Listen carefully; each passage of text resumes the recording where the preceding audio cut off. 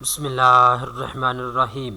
दोस्तों, इस वीडियो के अंदर मैं आपको डिटेल के साथ बताऊंगा ई पासपोर्ट की फ़ीस कितनी है और फीस को आपने अदा कैसे करना है। यहाँ पे दोस्तों एक चीज़ आप नोट कर लें, अगर आप अपना ई पासपोर्ट बनवाना चाहते हैं तो दो तरह का आप अपना ई पासपोर्ट बनवा सकते हैं। नंबर 1 पे आप 36 पेजेस वाला पासपोर्ट बनवा सकते हैं और नंबर 2 पे आप 72 पेजेस वाला ई पासपोर्ट अप्लाई कर सकते हैं। इसके बाद दोस्तों दो ऑप्शन आपके पास मौजूद हैं, या तो आप अपना ई पासपोर्ट 5 साल के लिए बनवा सकते हैं या फिर आप अपना ई पासपोर्ट 10 साल के लिए अप्लाई कर सकते हैं। इस तरीके के साथ दोस्तों आपको दो ऑप्शन दिए जाते हैं। अगर तो आप अपना नॉर्मल पासपोर्ट अप्लाई करना चाहते हैं तो ये आपको 21 दिन के अंदर अंदर बना के दे दिया जाता है। दूसरे नंबर के ऊपर आपके पास ऑप्शन है अर्जेंट पासपोर्ट का। अगर आप ई पासपोर्ट अर्जेंट अप्लाई करेंगे तो ये 5 दिन के अंदर अंदर बन के आ जाएगा। अब दोस्तों मैं इसका फीस का शेड्यूल जो है वो आपको बता देता हूँ।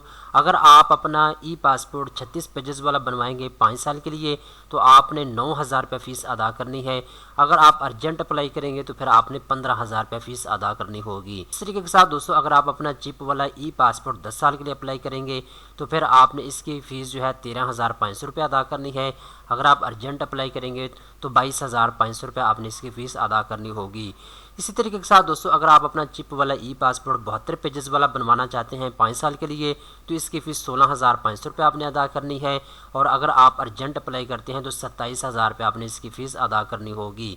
इस तरीके के साथ दोस्तों अगर आप अपना चिप वाला ई पासपोर्ट 10 साल के लिए अप्लाई करते हैं तो आपने इसकी फ़ीस 24,750 रुपये अदा करनी होगी। अगर आप अर्जेंट अप्लाई करेंगे तो 40,500 रुपये आपने इसकी फ़ीस अदा करनी होगी। अब दोस्तों हम बात करते हैं आपने ई पासपोर्ट की फ़ीस को कैसे जमा करवाना है। तो इसके लिए दोस्तों आपने प्ले स्टोर के ऊपर आ जाना है और यहाँ पे आपने एक एप्लीकेशन को इंस्टॉल करना है। एप्लीकेशन का नाम है पासपोर्ट फ़ी आसान। इस एप्लीकेशन को आपने इंस्टॉल करना है। जैसे ही आप इसको इंस्टॉल कर लेंगे तो इसके बहुत ज़्यादा आपको बेनिफिट मिलेंगे। नंबर 1 पे तो बेनिफिट ये है कि इस एप्लीकेशन के थ्रू आप जो है पासपोर्ट की ईजिली फ़ीस अदा कर सकते हैं। ठीक है, इस तरीके के साथ आप अपने पासपोर्ट को ट्रैक भी कर सकते हैं इस एप्लीकेशन के ज़रिए। और इसके अलावा अगर आपके पास कोई कंप्लेन है तो वो भी आप इस एप्लीकेशन के ज़रिए जमा करवा सकते हैं।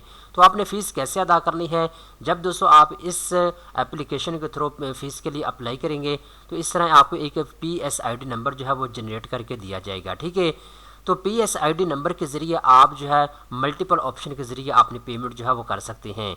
अगर आपके पास जैज़ कैश या इजी पैसा की एप्लीकेशन मौजूद है तो उसके ज़रिए भी आप पेमेंट कर सकते हैं PSID नंबर के ज़रिए।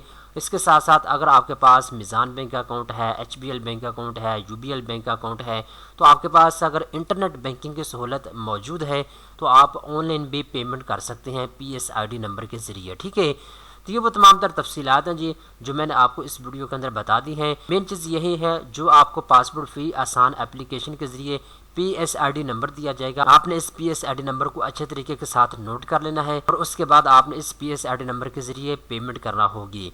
दोस्तों उम्मीद करता हूँ ये वीडियो आपको पसंद आई होगी। इस तरह की मज़ीद अच्छी अच्छी मालूमात हासिल करने के लिए चैनल को सब्सक्राइब कर लें।